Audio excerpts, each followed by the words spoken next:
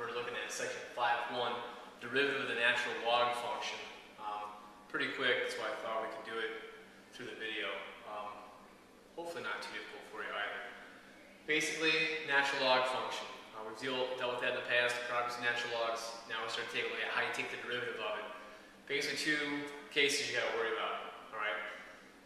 If we let u be a differentiable function of x, and that's primarily when you've got something more than just x, one of two things is going to happen. One, if I have just the natural log of x, when I take the derivative of it with respect to x, I just get 1 over x. That's it. There's nothing else to it. Derivative of the natural log of x equals 1 over x. X has to be greater than 0. All right, we'll talk about why that is in a second. If I don't have x, if I have maybe an expression like 2x plus 3, or the natural log of x squared, then the derivative becomes slightly different. So if I look at the natural log of u, where u represents some expression containing x, then my derivative is u prime over u. So basically whatever I'm taking the natural log of goes in my denominator. Whatever the derivative is of what I'm taking the natural log of, that goes in my numerator. Alright? Again here, you'll notice that u has to be greater than 0. The reason why these two have to be greater than 0, because you can't take the natural log of a negative number. Alright?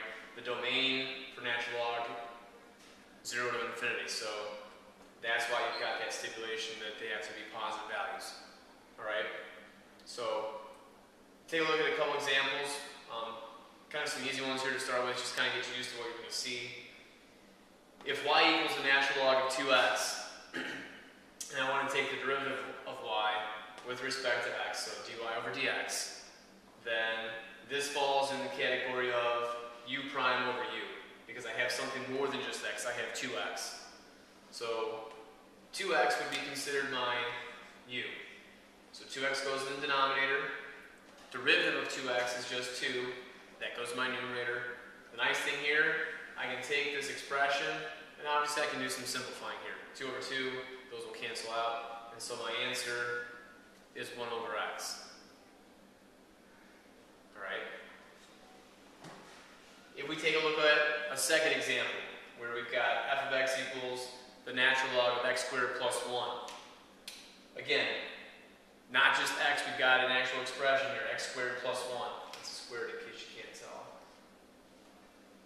So again, we fall into this category where we've got u prime over u. So here, x squared plus 1 serves as my u. The derivative of x squared plus 1 is just 2x.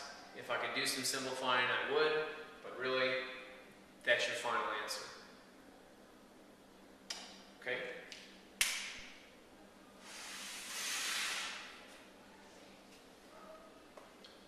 So now what happens when we start to incorporate natural logs into other rules we've talked about. Here you see we've got g of x equals x times the natural log of x. So here we've got a case of the product rule. Okay?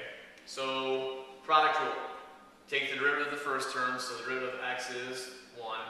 Multiply that by the natural log of x. Plus, keep the x. Multiply that by the derivative of the natural log of x. Well, the natural log of x, the derivative of that, is just 1 over x. So there's product rule involving a natural log. It's kind of an easy natural log to take the derivative of, but you kind of get a feel for how it's going to work. Same thing as before, go ahead and sit there and see if you can simplify. Obviously here we just have the natural log of x plus x times 1 over x. These are reciprocals. They're going to cancel each other out, and I just get 1. So I've got the natural log of x plus 1. If you're worried about being confused here and thinking that this might be the natural log of this whole quantity, you could rewrite it as 1 plus the natural log of x, and that'll work as well. Alright? So, hopefully you don't have too many questions at this point. If you do, maybe stop the recording and go back and review the examples real quick. Example 4 here, a little bit more difficult. You can see we've got a lot of stuff happening. Y equals the natural log of the quantity 2x times quantity x plus 3 squared, all divided by the square root of x. Now, before you start getting all crazy here, yeah, a lot of stuff taking the natural log of. Alright, so yes, we've got natural log. We would have this stuff as our denominator, plus then we'd have to take the derivative of that, which would be quotient rule, and put that on top. So you'd have like a whole lot of different things happening with radicals, power rule, product rule, quotient rule, all over something else, so lots of fractions. There's an easier way to go about it. Alright? So here's the hint for the day. Use your properties of logarithms to break down this expression. Okay? You've got multiplication here between the 2x and this quantity x plus 3 squared. We can change multiplication into addition. We've got the division here. We can change division into subtraction.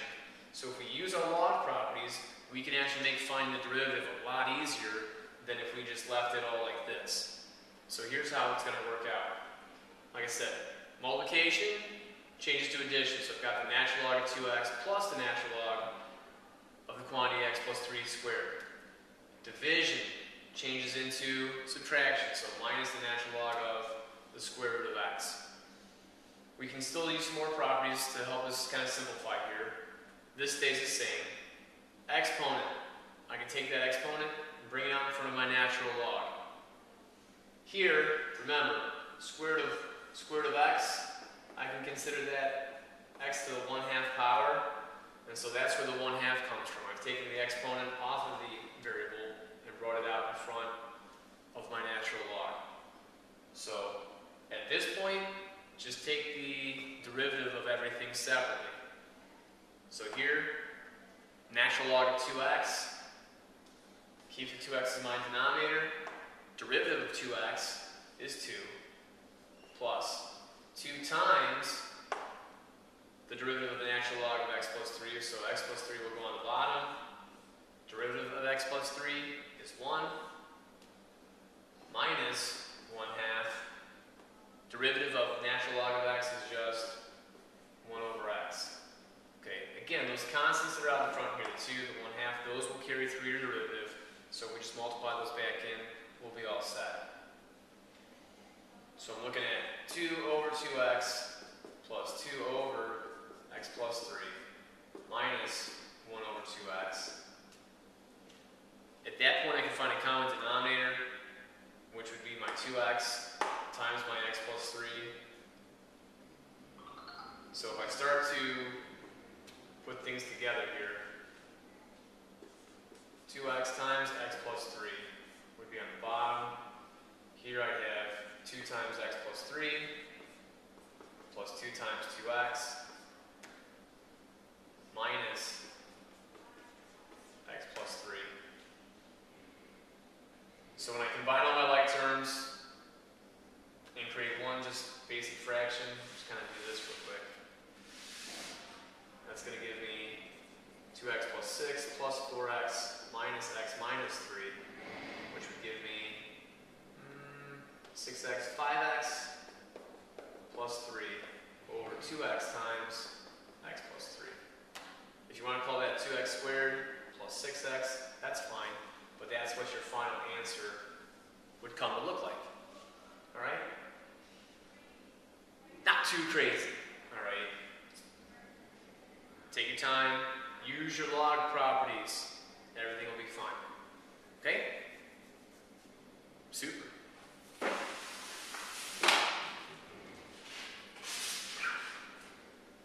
So basically, a couple of last things here to finish out with our derivative talk today. If u is a differentiable function of x such that u cannot equal 0, then the derivative of the natural log of the absolute value of u is still going to be u prime over u. A whole lot doesn't really change here. So, thought we'd take a look at a couple of trig examples. So here we've got the natural log of the absolute value of cosine of x. Again, u would be my cosine, so that goes in the denominator. The derivative of cosine, which is negative sine x, goes in my numerator. But I know what sine of x over cosine x is. It's tangent x. But I still have my negative sign here, so it's actually a negative tangent.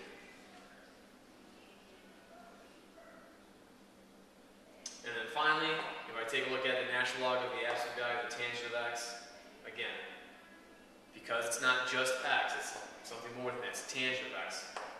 we have to treat it like this. So tangent of x goes in my denominator. Derivative of tangent. That's right, Lauren. It's a secant squared of x. Great job. Here we can start to simplify. I've got 1 over the cosine squared of x over sine x cosine x. Divide by a fraction means I can multiply by the reciprocal.